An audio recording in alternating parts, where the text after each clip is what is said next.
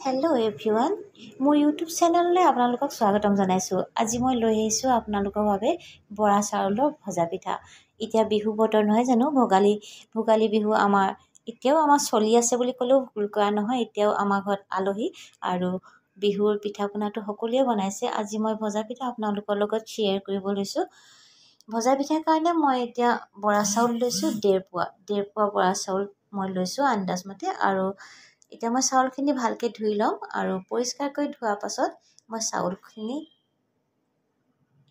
৩-৪ ঘণ্টাৰ কাৰণে তিয়াই থ'ম।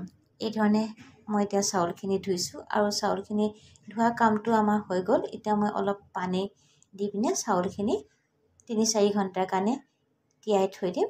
আৰু ৩-৪ ঘণ্টা তিয়াৰ পাছত মই চাউলখিনি এটা বাউলত উলিয়াই ল'ম। ফুটা এটা বাউলত মই এই ধৰণে চাউলখিনি উলিয়াই লৈছোঁ যাতে পানীখিনি নিজৰি যায়। আৰু তাৰপিছত মই ৰ'দত দিছোঁ এখন পাতল গামোচা, আৰু গামোচাখনৰ ওপৰত মই পাতলকৈ বৰা চাউলখিনি এই ধৰণে ৰ'দত শুকাবলৈ দিছোঁ। বেছি সময় মই ৰ'দত নিদিওঁ, খুব বেছি 15 মিনিটমান মই ৰ'দত শুকুৱাম। আৰু যেতিয়া দেখিম আমাৰ চাউলখিনি অলপ জৰজৰীয়া টাইপৰ হৈ গৈছে, তাত পানীটো নাই বা অলপ শুকাই গৈছে, তেতিয়া মই মিক্সিত গুড়ি কৰি ল'ম। এই ধৰণে মই পাতলকৈ মেলি দিছোঁ। আৰু পাতলকৈ যেতিয়া আপোনালোকে চাউলখিনি মেলি দিব পাতল কাপোৰ এখনৰ ওপৰত, তেতিয়া তাৰমানে আমাৰ চাউলখিনি অতি সোনকালে শুকাই যায়।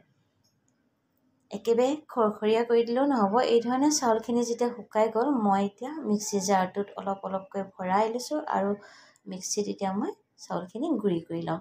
গুড়ি কৰাৰ পাছত মই চালনী এখনত পিঠাগুড়িখিনি চালি লৈছোঁ। এয়া গুড়ি কৰা হৈ গ'ল। যেতিয়া মই চালনীখনতে পিঠাগুড়িখিনি চালিছোঁ, আৰু চালোতে অলপ টাইম লাগে কাৰণ বৰা চাউলটো আমাৰ অলপ আঠা জাতীয় নহয় জানো, সেইকাৰণে চালনীখনত লাগি ধৰে বৰা চাউলটো। এইদৰে মোৰ চলা কামটো এতিয়া প্ৰায়ে হৈয়ে গৈছে।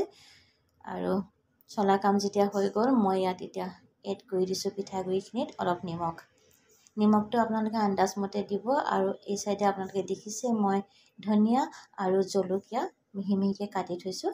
এইখিনি মই এতিয়া ইয়াত দি দিম পিঠাগুড়িৰ লগত।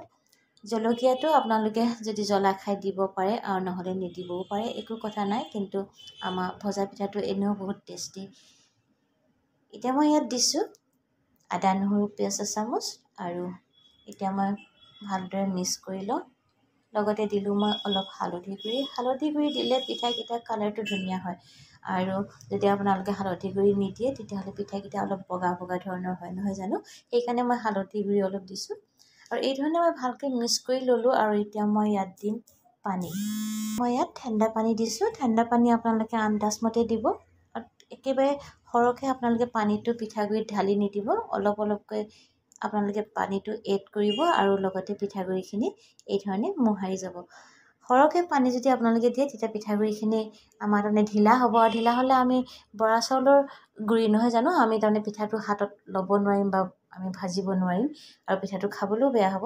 সেইকাৰণে পানীটো আপোনালোকে লাহে লাহে অলপকৈ পিঠাগুড়িখিনিত দিব। আৰু এই ধৰণে দি পিনে তাৰমানে ভালকৈ মিক্স কৰি পিনে আপোনালোকে এটা কোমল ডো বনাব। আৰু আমাৰ এতিয়া ডো বনোৱা কামটো হৈ গ'ল।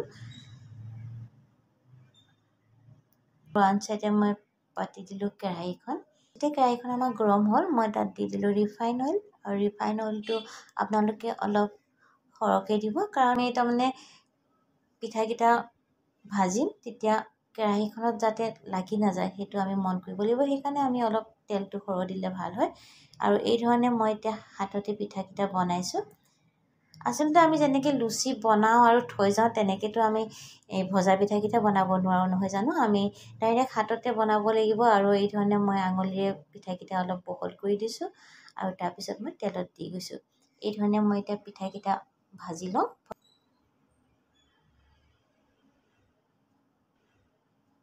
এতিয়া বিহু বতৰ চলিয়ে আছে, ভোগালী বিহু আমাৰ এতিয়ালৈকে চলি আছে। আৰু সকলো ঘৰতে এতিয়া বিহুৰ পিঠা পনা বনোৱা কামত সকলো গৃহিণীয়ে ব্যস্ত হৈ আছে।